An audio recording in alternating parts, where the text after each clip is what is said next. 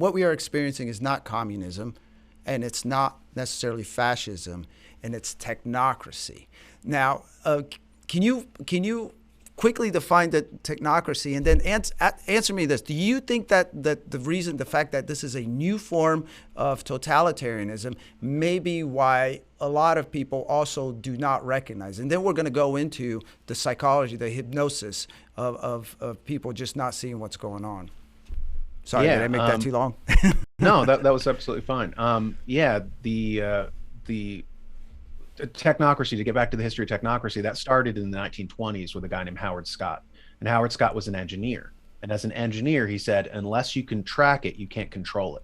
So back in 1920, he envisioned, society being run along scientific lines. Now, this might sound very familiar to anybody who's seen tons of bodies in authoritarian states. Scientific lines. We're going to run society, and we're going to get rid of the unfit and all this kind of stuff.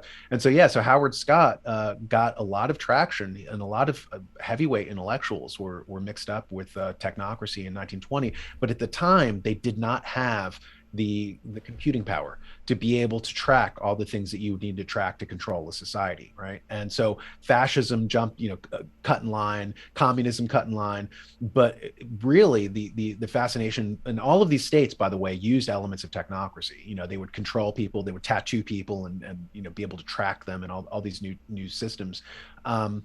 And so anyway, but in the 1970s, Zbigniew Brzezinski, he was one of Jimmy Carter's, bigwigs. He was the guy who basically created Jimmy Carter and Barack Obama.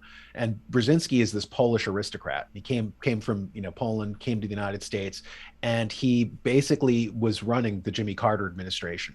And Brzezinski, when he was a professor, I think it was Columbia, he discovered these old technocracy writings, these white papers from 1920. And he said, this is a great idea. Now we do have the computing power to be able to implement a lot of these solutions. So he created the Trilateral Commission.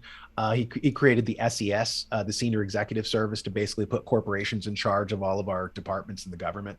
So basically, he was fundamental in instituting techno. One of the things of technocracy, by the way, was depegging money from supply and demand, and pegging it to energy expenditure, right? Which became carbon credits. So the carbon credit thing is directly out of the technocracy movement. So since basically what happened was an institution outside of government called science and technology, like with the Industrial Revolution, they innovated, and we got the relational database, we got new computing capabilities, and now a lot of these things became possible.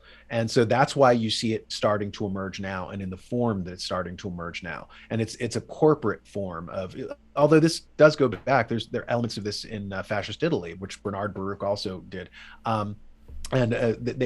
Giovanni Gentile said that famously. He said fascism should more properly be called corporatism, because it is the merger of state and corporate power. So you have integrated institutions, like in a totalitarian state, corporate and state power merging. Two separate institutions, as they should be, with a firewall, and instead they're blurring into one institution. And that's the recipe for totalitarianism.